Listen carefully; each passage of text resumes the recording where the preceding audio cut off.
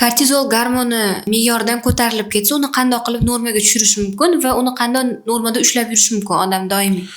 Birinchi o'chirib normada ushlab yurish uchun aytaman, sog'lom uyqu. Biz birinchi o'chirib asabiylashish kerak emas-da. Sog'lom uyqu, to'g'ri ovqatlanish, harakat. Keyin vitamin D ham tushib ketib qolsa bo'ladi. Nimaga? Vitamin D birinchi o'chirda o'sha immunitetni ushlab turadi, ko'p prosesda organizmda rol o'ynaydi. Vitamin D norma bo'lsa, organizmning boshi magniyni ishga solib beradi. O'sha vitamin mineralni aytaman, noto'g'ri ovqatlanish. Keragidan ortiq ovqat yeb qo'yish.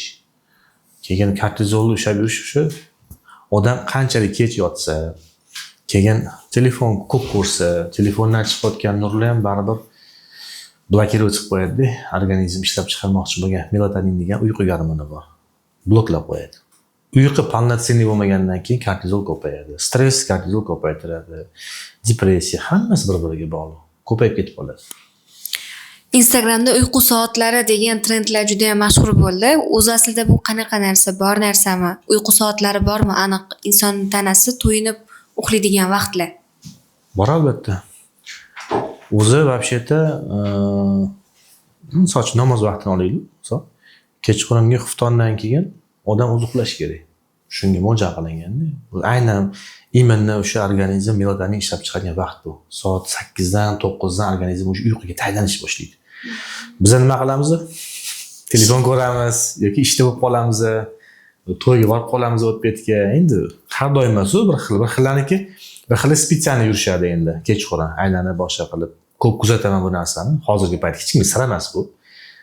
O'zim kuzatganman, yosh bolalar yarim kechasi yurishadi, studentlar hammasi. Ko'rganman-da, 12-1da ko'chada yuribdi, ertalab o'qishga borish kerak. Bechara erta qanaqa kallashlaydi. Kasal bo'ladi konkretniy. O'shanga odamni o'zi sababchi. Bu narsani kelib chiqishiga o'zi sababchi bo'ladi.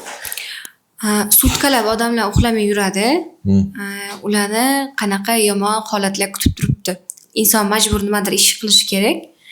Uxlamayapti sutkalab, uyqu sikli butunlay buzilib ketadi. Masalan, tonggacha ishlaydi, keyin ertalab tura olmaydi-da, soat 4larda, 5larda yana ishni boshlab, shunaqa sikl davom etaversa, qanaqa nojo'ya holatlar kelib chiqadi?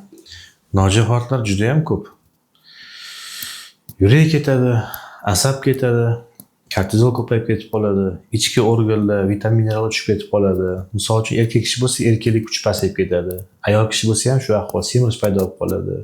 Ular kasallik juda ham ko'p. Sahrga olib keladi bu narsa. Agar bunaqa bo'ladigan bo'lsa, обязательно bitta specialist ko'rinish kerak. Lechina olmasa bo'lmaydi. Bunaqa agar yuraman desa, odam umri qisqarib ketadi. Buni endi hammasini aytib o'tirishim shart emas, buni hamma ham biladi. Kasallik juda ham ko'payadi. Juda ko'p kasallik uchrab ketadi. Uyqusizlik juda yomon. Chunki biz unaqa yaratilmaganmiz-da. Odamning organizmi unaqa yaratilmagan. Uxlashimiz kerak. Normada ovqat yeyishimiz kerak. Harakat qilishimiz kerak. Ko'p o'tirish ham bo'lmaydi bizga. Misol uchun sog'lom yurgan odam ham agar yotursa, harakat qilmasa, qilmay yuraversa, kasal bo'ladi 100%. Misol uchun men ko'p kuzataman, yosh bolalar, uylanmagan bolalar, 18 yoshlar 18-20 yashar bolalar semiz. Qorin qo'yib yuborgan. 22 yashar bolalar, men 14 yashar bolani ko'rganman. Qorin boyda o'sha. Men ota-onasidan naqildim, misol uchun ko'rdim, unaqa emasdi. Sabab o'z otasi urishadi o'sha bolani. Ko'rganman o'sha bolani. Qorin qo'yib yuborgan. Ko'rinishi yosh katta odamga o'xshab qolgandi. Yosh katta odamni figurasi bo'lib qolgan. 14-15 yashar bola. Uxlamaydi, energetik ichadi, shirinlik ko'p yeydi. Ko'li. Yeydigan narsasi fast food. Mana shunaqa bolalarni ko'rganman. Endi ota-onasi o'zi tarbiya qiladi bu narsani, hammasini. Endi ko'rganman demoqchiman-da.